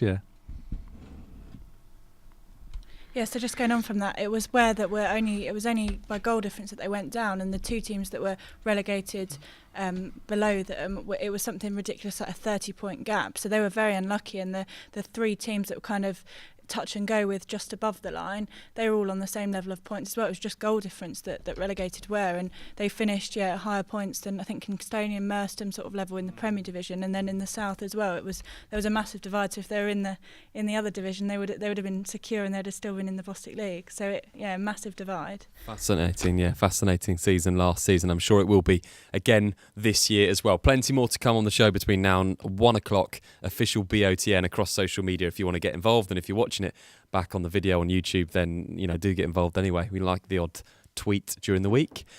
Next up, we're going to play Kit's Really Easy. This is where our producers Remy and Luke play against each other. Mick today, in James's absence, is taking control of this and having the answers. Who went first last week? Was it Remy? Yeah, so Luke went first last week. All right, okay, so Remy goes first this week. Luke, if you want to disappear somewhere very quickly, and Luke will take his tea. If you've not heard this before, this is where we give a series of clubs by our voiceover guy, and then you just have to name the colour of the home shirt. If it's black and red, then black and red would be the answer. Mick is going to keep all the answers and tell us who's won. You ready to go? I'm ready. Okay, so we're going to get Remy and put Remy in the hot spot. I just hope that the voiceover guy pronounces teams right this week. Last week there was a few. Who? Shippingham Town. Just to give you an example of our voiceover guy, we sent all the clubs to the voiceover guy, and this is the sort of thing that he came back with. Bowers and Pitsea. Oh no, he's got that one right. It was a different version, wasn't there? It was Bowers and Pitsea. I don't mind doing it. Why are you paying me and I'll do them? What you have a go at the feature? No, I'll do the voice thing. Yeah. So Mick can be our new voiceover guy. Okay, so if they do come out wrong, Mick can then do the voiceover today, because there's a high chance that we might pronounce a few of these teams wrong. Yeah, go for it. I'm with that. Okay, Mick's gonna. Is it a trial? Mick's gonna be responsible for keeping the scores for this one. Remy, you're ready? I'm ready. Okay, let's go. Let's do the first one. Here we go. Bath City, Blue. Chelmsford City, Blue, Margate, oh wow, Mildenhall Town. You're not giving me Western time to answer. Super Hang on, let's just. I'm lost. Right, let's stop. Let's stop that. So I'm not really sure what's. You're going far too quick. I'm not really sure what's happened. So let's do it a different way. Let me do it. I can say them. I've got them in front of me. The iPad seems to have a world of it. So let's see if this works. Hold on. Bath City, Chelmsford City. No, it doesn't really want to work today. Let me see if I can fix it very quickly. So we've had a slight technical problem. Pete's going to fill for a moment. So, do you dance or sing? Both, a bit of both, really. Off you go. My dance is definitely for radio. Actually, I did have a couple of questions for you guys, as it happens. First of all, my first Bath question. City, Chelmsford City. Obviously not.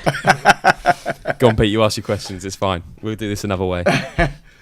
I had a question for you, Wayne. Mm-hmm. How do you link your goalkeeping training with the outfield players? Good question. As most people know, a goalkeeper is just not a guy that stands in the sticks and have a big pair of gloves on, smokes a fag. They're an integral part of the team. Yeah. Especially here at Bowers, we do, a lot of time is spent on kicking, distribution. It's a massive part of the game. And we do a session, and then usually at the end of training sessions we'll get the keepers in. In a game scenario, we'll mark a run a situation where we want to play a certain play, and we encourage them to do it from there. All right, okay. And it's a massive part. I mean, Thursday night we spent another hour and a half on kicking. Right. Me and one of the keepers out there. You know, and it gets to a point now where I'm setting 2 cones up for like a 6-yard gap, and if he's not inside that gap, then I want to know why.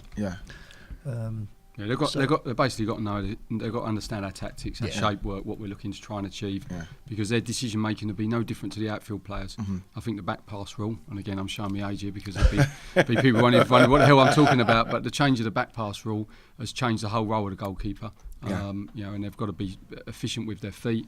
And as we talked about earlier, teams want to play now, so their ability to distribute the ball accurately, even if you're looking to play direct, you know, and you maybe have a couple of players. You know, last night we watched Davely. They've got a player who's you know, fantastic in the air, Pinto, and you know, they'll target that. But if you've got a goalkeeper who can't hit that target, you know, you're losing a particular tactic or a way you want to play. So I think the keeper's got to be fully engaged in all of that. I mean, again, that it develops on from, you know, the continental goalkeepers like to parry a ball. You know, cameras nowadays.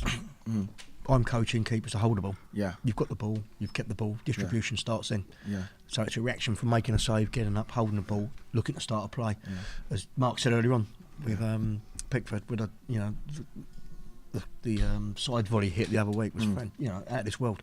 And that goes from every level. You know, you see the kids down here trying to side volley. It's not always the best method, because they see it on the telly. But as I say, they're an integral part of now of a football team. You know, you don't stand there 24 stones, you know, with a can of beer beside a goal. It's evolved so much now, the goalkeeping role. And the surprising thing is the amount of clubs that don't have specialised goalkeeping coaches still. It amazes me, especially at this level and above. You know, I mean, one of the teams we watched last night, our ex-goalkeepers playing for, and he was being warmed up by a, you know, centre forward who's smashing balls from 30 yards at him. It amazes me, it really does, because they're such an integral part. I think I did you a little bit of an injustice there, saying that we were just going to fill for a few minutes, because that was actually very, very interesting. Now I think we fixed the problem, so if we can get the iPad back on, the volume for the iPad back on, let's see if we fixed it. If it hasn't, don't worry, we've got a backup plan. Hold on.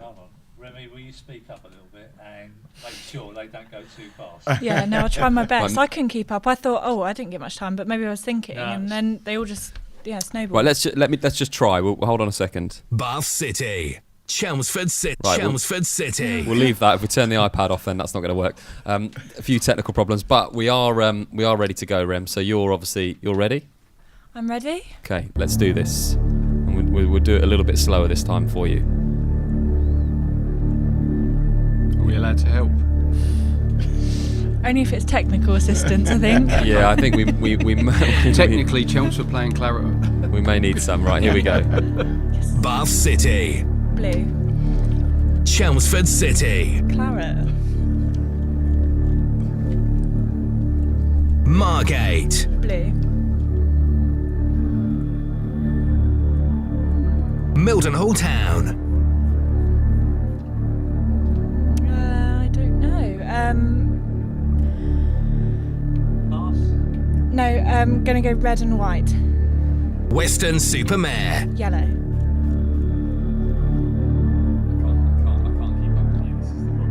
Chipstead. Chipstead. Local. Green. We're going to let Mick do it. Mick, you go for it. You continue the list. Bury Town. This is Mick's audition. I don't know. Red. Averley. Yellow and something. Yellow and... Canby Island. They're yellow. They're definitely yellow. Guernsey. Green. And Leatherhead. Green, yeah. Green. Okay, right, we'll stop it there. We eventually got through all the... If you've watched the videos for the last couple of shows, then it was a little bit smoother. But Mick, I thought your voiceover guy impression was good enough to continue. Thank So you. we'll bring Luke back in now, and then we'll let Remy know how many she got in a moment. So Luke, if you want to make your way back in, Remy, you can stay anyway, and we'll go for it again. We think we've sorted out a few technical problems now. So official BOTN across social media if you want to play along. No pressure, 19 Mick, you're ready to do the voice you want again? me to do the whole lot, yeah? Do the voice again, Okay, yeah. Here we okay. go. Right, Luke, you ready? As ready as I'll ever be. Off you go. Bath City. Black and white. Chelmsford. Blue. Margate. White. Mildenhall. Yellow. Weston-super-Mare. Red. Chipstead. Oh, they're yellowy colour, if I'm right. Bury Town. Green. Averley. Oh, they're blue. Canby Island. White. Guernsey. Blue. Leatherhead. Green. And we're done. That's it. We're done. Okay. I was just looking at the faces here. There's a bit of a car crash at times. Oh my god. Okay, we're done. I know where my money's. We're trying to salvage your career. Right, we got through it, which was the main thing. You. Mick, well done for the voiceover. That was perfect. We might get you to do that again next week. Yeah, I enjoyed that. Good teamwork. So, what are the final scores?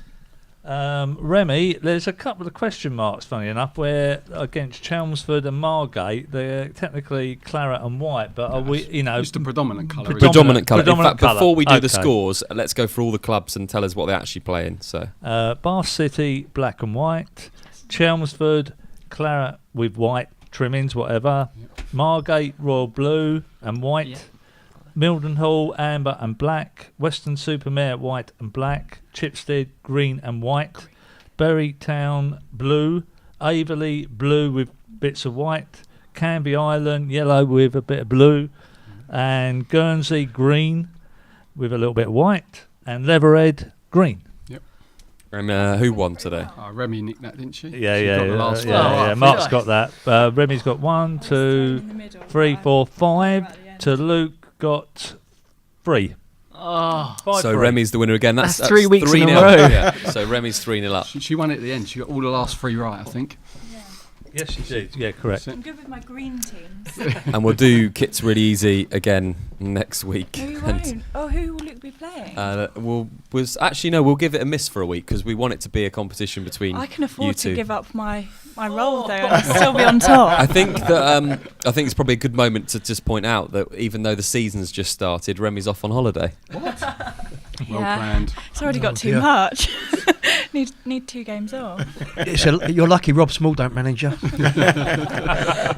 Okay, hopefully we put the technical problems to one side, and we're going to hear next from Glenn Driver, the Leiston manager. I've had a decent start this season. I caught up with him yesterday. Is it fair to say that 3 games in, it's been a solid start to the season? Yeah, I think we've had a good start. We've had 2 promoted sides and a relegated side from the conference, and the 2 promoted sides gave a good account of themselves, and we made hard work out of it. We had a lot of chances and should have been out of sight in both games. But yeah, the 2 sides that got promoted look like they'll do some decent things this season. And then obviously we went to Margate 2-0 down and got a point, so 7 out of 9 I'd have taken that at the start.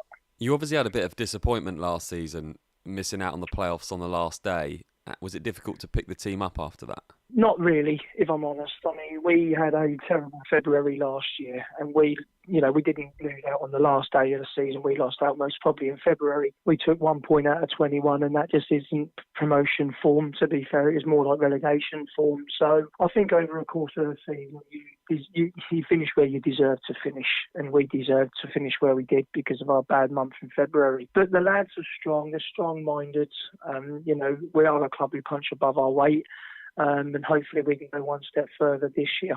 And that's the aim, is it, to promotion this season, playoffs this season? Yeah, playoffs for us is, a target, and I think if we reach that target, I believe that it's good for a club of our size. We don't get the gates of your Dullages, your Billerickys, your Worthings, etc.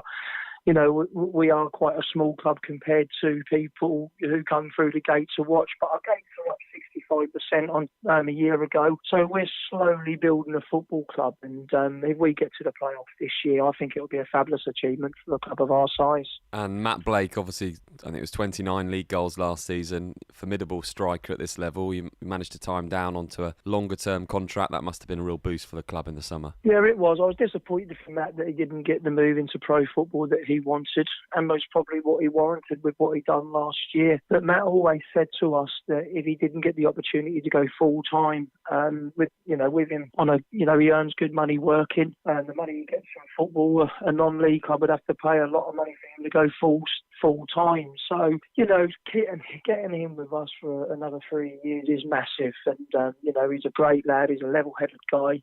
He hasn't found a target yet this season, but we know that's only a matter of time. People seem to have done their homework on him. But, yeah, having him with us for the next 3 years is a big, big boost. We talked on our show last week about the importance of youth and bringing players through at this level of football. Someone like Matt Blake, doubly important for those strikers, perhaps in your younger teams, in your reserve teams, your 18s. Definitely. We are going youth. We had nothing in place at this football club 2 years ago. Myself and Tony Kinsella believe in the youth, and we feel that a football club is only as good as its youth, really. If you haven't got no infrastructure and you've got no kids coming through, then I believe you're on a hiding to nothing, because all you do as a football club is spend. If you get a couple of injuries and you haven't got no youngsters to pull through and bring into the first team setup, I think the football clubs are on a hiding to nothing. And we've had youngsters come into our side and play already this season. Youth's very, very important, and what Matt Blake can give to our youngsters is good advice. He pulls them, he pulls them to one side, talks to them and give them good information, and just tell them where they can better themselves. But we will never look past youth, and we're going to this weekend and we'll have two of our youngsters on the bench for us. And you mentioned this weekend, it's a huge weekend for you because you've got Dulwich Hamlet, and then obviously you've got the derby against Lowestoft on Monday, so it's a big couple of games. Every game at this level is big, Ben, if I'm honest. I don't think there's an easy game at this level at all. And Dulwich will be most probably our biggest test of the season so far. I felt they were the best side, along with Bognor, that we played last year. They get the ball down and they pass the ball very, very well, and they get in between the lines and ask questions over the top, short, and run you ragged. But they know what we've got. We gave them a lot of problems. We took 4 points off them last year, so they won't be relishing the thought of coming to Victory Road to take us on. And then the biggie on Monday, the bank holiday Monday against Lowestoft, who done a double over us last year. So hopefully we can seek a little bit of revenge. But again, this is going to be a tough game for us as well. For all the best coverage from across the Bostik leagues, visit backofthenetsouth.co.uk. Yeah, we mentioned that interview, Mick. Leiston were up there until the very last day of the season, and they dropped out on the last day because I think they lost to Enfield, and they were unlucky not to be in there, especially when they've got Matt Blake, who scored 29 goals. So it'll be interesting to see whether they can continue this season that good form and whether he'll score as many goals. Yeah, I think he was very instrumental for where they've been, and if he ain't scoring the goals, I couldn't see where else the goals were going to come from. His movement is exceptional. I can't believe even a conference club hadn't come in for him and offered him the money he probably requires. But I think that's probably Leiston's biggest problem. They're reliant on him heavily for the goals, and if he's off form or he's got a little niggling injury, he's not playing, I can't see them scoring the goals that they require. And he's one of those strikers, Matt Blake, that he has everything. So he can hold the ball up, he can run in behind with pace, he can run with the ball, he's good in the air, he's got a great shot on him. It's just a dream to have in a team. Well, I've watched him on quite well. He's played against us twice last year, obviously, but his movement across the line, people don't know whether to go with him or pass him across. And, he's just got an engine and work ethic that's second to none. And one of the things we asked in that interview was how influential, as he's now signed for the next 2 seasons, that he will be scoring that amount of goals, being that kind of player. They're really focusing on youth, how instrumental he's going to be on bringing those young strikers through. And you know, I think where it becomes interesting, isn't it? I mean, Glenn. I don't know Glenn personally, but I have followed his career a little bit because he started in the same level I was at, and I kind of use that as a little bit of inspiration for myself. That if you keep knocking on the door, you keep doing the right things, clubs will look at you, and eventually you'll get that opportunity to prove yourself. And he seems, whenever I listen to him or talk to him, he seems to me like he really knows what he's doing. He's similar to sort of how I feel about coming here with Rob. He looks like one of those young managers who's really got his game together and he knows what he's doing. And I would imagine that he probably knows that he's got to evolve the team, where he's got to find a different way of doing things. And that may be that actually he's going to bank on maybe they won't score as many goals this year, but he's going to do some work defensively to make them better defensively, so their shape's better. Or I would imagine he's trying to evolve what they do to make sure they're not reliant on just those goals, because as I say, I think he's quite an intelligent manager, and he'll know there's a danger of an injury coming in, or somebody may come in even if he's under contract and putting some money on the table that makes it a club at that level hard to turn it down. So that's where your challenge comes, isn't it? As a management group, can you find a way of doing things differently in those situations where you haven't got your best player or better players? And it's always nice, Pete, when you've got a player who's got all those qualities, that holding the ball up, running in behind, good in the air. I mean, you probably look at somebody in the Premier League that you could liken Matt Blake to, and you'd probably say a Lukaku who's got everything in his game, and he scores a lot of goals as well, and that really helps at this level. Yeah, I think so. I think if you've got those sort of players, I think what's important is your forward planning. So you know that player is a good player, and you know that he's starting to attract attention.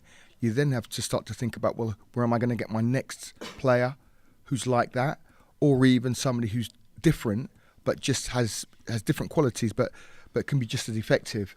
And I think at non-league we have to start to look at how we produce that through our youth sections and produce players. And it can be quite difficult because of time and so on and so forth. But with good coaching, you can start to produce players, because if you know what type of player you want in your club, and I think it's great, because it's great that non-league players are going up and coming out of the divisions and going into the program. But we really got to look at this is a conveyor belt system, really, and there's so many boys and girls playing football now. There's no reason to say that a player's been in an academy and they don't make it at 15 or 16, that they couldn't go to a non-league club and have another go and mature and work with a good coach and so on and so forth, and then have another go at it. And that's why my personal passion is that coaching in non-league is so important. It's so important. And if we don't get that right, we will lose good players, and they'll drop out the game. Because good players want to be challenged. They want to be set different tasks. And I think probably what's happening to the lad there is he's getting that challenge. And that's why he's got so good. Yeah, refreshing to see that Leiston are looking towards the youth, as many clubs are as well. From a club that are looking towards their youth players to a club that had to rebuild and perhaps weren't going to be there this season. They are, and they've won their first two games. I caught up with Nick Davies this week, the Sittingbourne manager, and here's what he had to say. Yeah, it's been a good start. Good start to the league. Obviously, we lost in a replay on Tuesday night in the FA Cup, which was disappointing. But as a whole, from where we've come from, from the off season, and then we've had quite a turmoil of the summer, we've had a great start. So yeah, we're delighted. And what are your expectations going into the season? What were they before you kicked the season off? We basically had a rebuild in the summer for various reasons. Lost 16 players, so we sort of started with a blank canvas, as it were. So, I'm going to be honest, it seemed as though at times it might have been easier to call it a day, but a few of our targets agreed to sign, and all of a sudden we started to build a side again. But from my point of view, I'm always looking to sort of improve and trying to better ourselves. That means to finish higher than we did last season, with more points, and climb up the table. And last season we got as many points as the club got in 10 previous years. So, that was a record-breaking season in itself, and we want to better that this year. And nothing's changed in that sense. How does the club get itself into that situation? Talk us through what happened. So you obviously released a lot of players, and you mentioned there was a point there where you didn't quite know whether you'd not releasing players when it was a perfect storm against us. We lost 4 of our better players, as you might want to call them, to for the right reasons. and they went on to clubs that probably at the time were showing more ambition and financial reward as well. And I can't ever stop or blame anyone for doing that. I appreciate how difficult it is, so I wish them all the best, It happened as well, the fact that our under-21 manager joined Herne Bay and took a lot of our youngsters, probably about 7 or 8. So all of a sudden, 1 or 2 couldn't commit to the level anymore. 1 or 2 found the level a little bit too quick, so they sort of dropped down, and we found ourselves with no players. So it was a bit of a perfect storm. How do you stop that happening again? Have you had to put things in place this season to say this time next year we'll have that young group of players again? It's very difficult to stop it. Very difficult. We're unfortunately we're not one of the biggest spenders in the league. We don't have the best facilities to offer. What we do offer is game time, and we've got we had a very young side last year, average age of 20. We had 17 ages in that, 16, 17 at any one time. We're a little older this year, but we're still our average age of 22. We've got 14 ages and we're 18-year-olds within our 15, 16. So we promote, we promote youth. We give the youth opportunity. We try to do things the right way. We try and be as professional as we can. It's fair to say that at this level, for a lot of teams like yourself, success is measured in different ways to just the playoffs and promotion and winning football matches. I think so, yeah. Look, realistically, we'll sit and win the league. It's going to be very, very difficult to do so because with a small squad, when we stretch later on during the season, you see the strength of the sides that are really investing. And that we was a point off the playoffs on the 16th of December 2016. 4 or 5 of our lads went away over the Christmas period, a couple of suspensions. We lost a few games on the bounce, and that hindered any chances we had of getting in the playoffs, really, because we were there competing. We're beating a lot of the sides up and around there. But when we were stretched, we struggled really to deal with it. Yeah, I mean, look, you've got to keep bettering yourself. We need a structure in place at the club, which the club's in a better place now than it has been for a few years, good few years, both on and off the field, I believe. And yeah, I mean, look, if I can't make the playoffs, and if I can help and progress youngsters by giving them opportunities, and that's a feather in our cap as a club and myself as a manager and a coach, that hopefully we're improving these players and they're going on to bigger and better things. Back of the net, where it matters.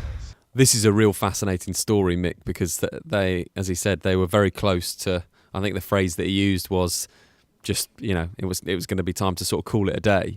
And then they've managed to get players in and actually rebuilding the whole club. Well, it's not the first time this has happened to Sittingbourne. Sittingbourne were a big club in Kent, big club. I remember seeing their ground and ending up going, sort of thinking I was going to play at a fantastic stadium, and I was going round the side and playing in some sort of small, sort of holding round the side of it all. But got a lot of time for Nick. He bloods a lot of good talent, and unfortunately, with the ambition of the club, he has to let them go. Which, yeah, fair enough. You want them to go and progress, but he's being a little bit held back. I think maybe there's a club out there that might be looking at him in the future for what he's done. Good lad. And that's obviously a difficult thing. We touched on it in the show today when players have that potential and you want to see them go on to a higher level. Part of this level of football, I'm sure, is that you want to, nurture the players and see them develop. But when you've got quite a few of them that go at the same time, that must be really difficult to challenge for a manager. Yes, we had it last year with 2 strikers of ours who scored a hell of a lot of goals for us last year. And how'd you fill that void? It's tough, as Mark's already hit on. We're not one of the richest clubs around here, and there's such a big catchment in this area of non-league football sides. We have to sell the football club. We have to sell the club to get the boys in, and what we're doing, and the ethics behind what we're doing, and what we're trying to achieve, and and fortunate we've been a couple of lads this year. One of the guys that's playing conference football for the last 4 years, 5 years. Tony Stokes has come in, brought into what we're doing. And he's got a young family. He comes over, he enjoys it. The wife comes over with his young kids, and he enjoys what we're doing. So that's what we have to work on and encourage on. And something about get the kids involved as well. And I think you have to accept, at this level, there would be a right time for players to move on. And I think it'd be totally wrong to hold on to a player, knowing that the move he's got the opportunity to make is the right move for him. Obviously, if his player's just going for money, and maybe the team he's going to is not going to suit his style of play, or maybe he's not even going to play, he's going to be sitting on the bench a lot, that's when it's difficult to swallow. But when a player's making the move for the right reason, I mean, I was I was a manager last year in my own right in the level below at Step 5, and in the space of a month we were second in the league, mainly 19-year-olds because the club had no money at all and we were just giving youth a chance. But in the space of a month we lost our goalkeeper, our centre half, our centre midfield player and our main goal scorer. The midfield player went and got a 2-year contract in Australia, the goalkeeper went to Whittam, the centre half went to Brentwood, and the goal scorer got a bad injury. And we just had to get on and cope with that. And all those players I helped with that move because they were all ready for that move, and I was quite pleased for them to move. And they're all doing well since. And I think if you have that philosophy, and over a period of time, players can see you do things the right way, and that if a player comes in, he improves working with you, then ultimately you'll start attracting players. Hopefully, you'll attract more than you lose. And I think you have to have that maturity to what you're doing, and just accept that that's part and parcel for the level we're playing at. And is that, Pete, when we talk about a club that's run the right way, a club that is a complete football club, when you look at all those areas, it is that conveyor belt where these players will get better, developed and move on, and by the time that's happened, you've got the next guy coming through because you've looked after your academy side of things as well. Yeah, definitely. I think that's non-league's lifeblood, what Mark's talking about there. That must make him really proud that as a coach you see the players that you work with go on and become bigger and better, and they never forget you, and they'll tell other players, if you want to go there, go with Marcus, go with Wayne's, because it's a good club, you'll get a chance, you'll move on. And I think most young people, what they want is they want an opportunity. They want an opportunity to kind of show what they can do, and they just want a chance. And if you can, if your club does that, you pick up some gems here and there. And also you've got to be flexible, because some players will come into you and you might look at him and say, he doesn't look like a footballer. He looks a bit too street. He looks a bit too this, or he looks a bit too that. And if you as a coach say, well, actually I can see something in that player, all of a sudden this player becomes a real gem, and then everybody wants him. So you look at some of the young people who are making it now. These are guys who would be classed as probably street footballers. And they've gone on and because they've got that street toughness and they've got that little bit about them, you can stick them in the sun and they don't get fazed by anything, because what they face outside is much tougher than playing football. And you get some good players. I mean, you'll find a 12-year-old was doing street football with a 19-year-old. Exactly. So all of a sudden, when he's 17, 18, going into the men's game, he's like, no big deal for me. Exactly. And he's got the mental strength, not just the physical strength, but the mental strength to cope with that. If he's having little whispers in his ear by very experienced pros telling him, I'm going to do this, I'm going to do that. Yeah. He's like, yeah, come on, bring it on. Because he's had that. He's been surrounded by that. So I totally agree with that. Yeah. Yeah, it's fascinating, and I'm sure we'll talk more about that as the season progresses. From one club that have made a lot of changes this season to another, Merstham, and Remy caught up with Hayden Bird yesterday to talk all about that.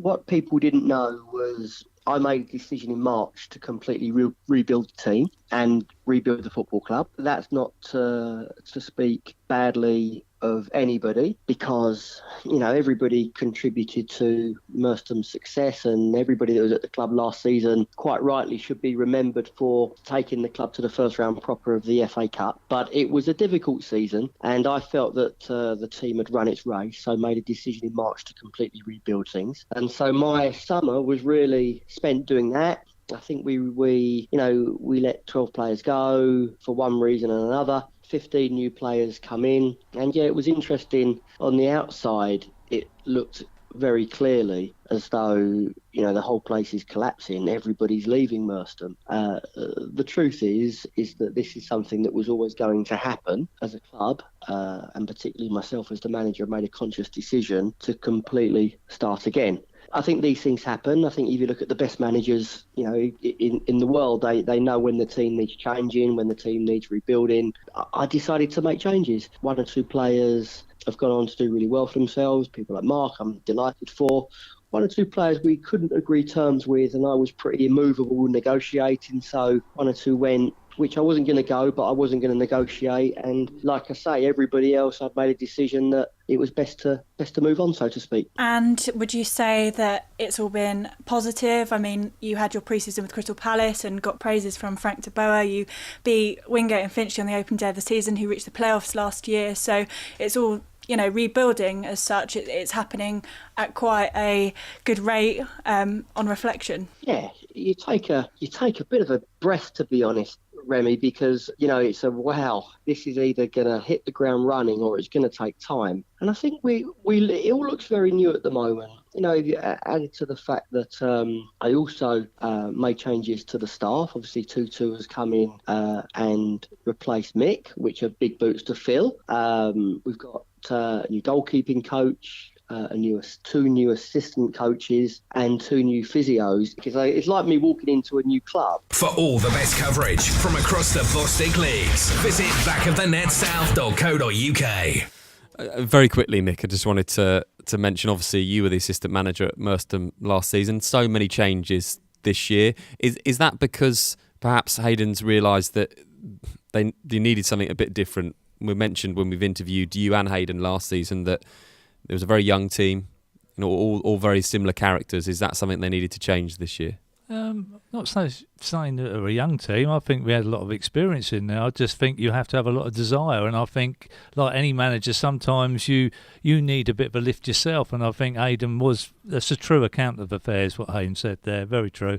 And I think he needed a bit of a refreshing start with everything. We all have our little down times, and as much as it's a great season getting to the FA Cup first round and all that went with it, the facts are that we had a good cup run, obviously, with the Surrey Senior Cup getting to that final again, but our league form was absolutely dire. And you've got to have boys that have the desire and the work rate and the winning ethic. And that's not knocking any of the boys there, because they've all gone on and played at higher clubs since they've left. But I think it did need refreshing. I think it was the right thing for Hayden to have done.